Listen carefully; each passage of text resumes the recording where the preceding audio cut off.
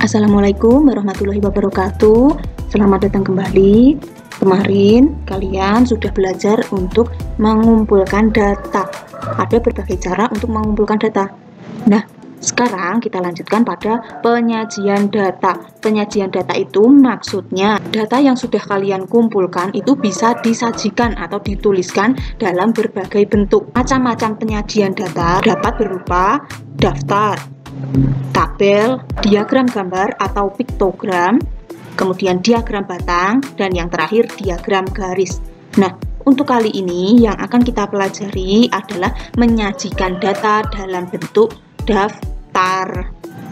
Di sini sudah ada satu contoh. Beni menuliskan tinggi badan siswa di kelas 5.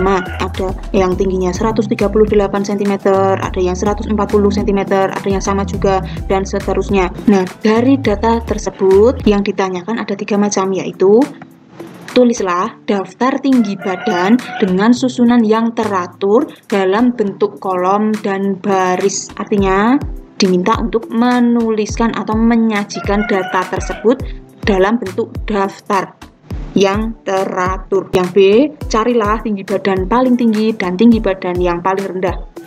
C, urutkan tinggi badan dari yang terendah sampai yang tertinggi. Nah, untuk dapat mengerjakan ketiga soal ini, kita lihat kembali data yang sudah dituliskan Beni tadi. Kemudian dari data ini kita cari mana angka yang paling kecil sehingga nanti dituliskan di paling awal. Bilangan yang paling kecil adalah 137. Maka nanti yang kita tuliskan paling depan adalah 137. Tetapi sebelum kita menuliskan, kita perlu menghitung dulu data tinggi badan siswa ini ada berapa. Kita coba hitung 1, 2, 3, 4, 5, 6, 7, 8, 9, 10, 11, 12, 13, 14, 15, 16, 17, 18, 19, 20, 21, 22, 23, 24. Ada 24 data. Yang A tadi yang ditanyakan adalah diminta untuk menyajikan data ini dalam bentuk daftar yang teratur. Kita mulai dari angka yang paling kecil, yaitu tadi 137. Di sini angka 137 ada 2, maka kita tuliskan dua-duanya. Nah, untuk mempermudah kalian dalam mengingat angka yang sudah ditulis, maka sebaiknya setiap menuliskan angka pada data ini dicoret supaya tidak ada angka yang tertinggal maupun kelebihan. Pertama kita tuliskan 137-nya ada 2, maka dicoret. Nah, 137. Kemudian setelah 137, 138. 138-nya ada 1, 2, 3. Kita coret terlebih dahulu. 138, kemudian dituliskan ada 3. 1, 2, 3. Selanjutnya setelah 138 itu 139. Tetapi karena di sini tidak ada 139, maka kita lanjutkan yang 140.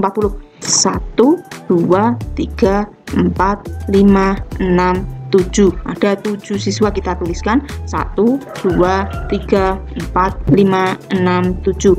Kemudian setelah 140 adalah 141. 141-nya ada 1, 2. Lanjutkan tuliskan 141. 1, 2.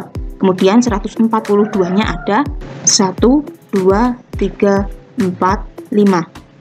Tuliskan 142 sebanyak 5. 1, 2, 3, 4, 5.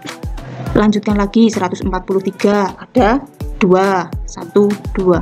Tulis 143 sebanyak 2. Kemudian 144-nya ada 2, 1, 2. Tuliskan. Dan yang terakhir adalah 145.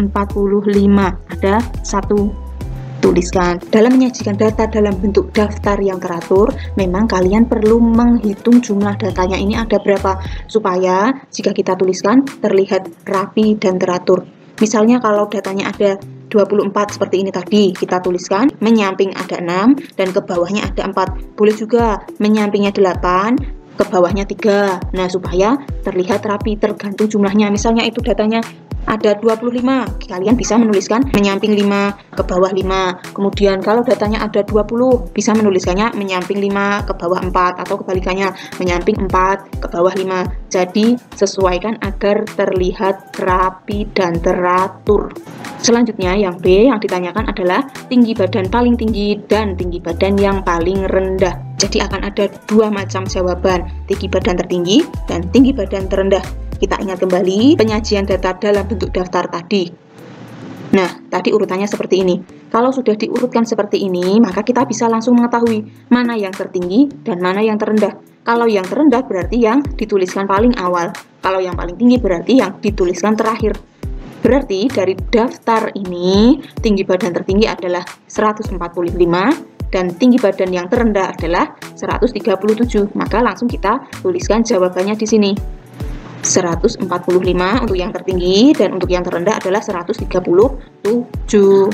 Pertanyaan terakhir, urutan tinggi badan dari yang terendah sampai yang tertinggi. Lihat lagi jawaban pada bagian A tadi, yaitu penyajian data dalam bentuk daftar. Kemudian kalau diminta untuk mengurutkan, kita tuliskan dan dipisahkan dengan tanda koma. Sehingga hasilnya menjadi sama penulisannya seperti ini, hanya dipisahkan dengan tanda koma. Semuanya tetap ditulis. Semisal ini muncul 2 kali juga tetap ditulis 2 kali. Ini muncul 3 kali tetap ditulis 3 kali dan seterusnya. Jadi jangan hanya ditulis 1 kali. Demikian pembahasan tentang penyajian data dalam bentuk daftar. Sampai berjumpa kembali pada materi selanjutnya. Wassalamualaikum warahmatullahi wabarakatuh.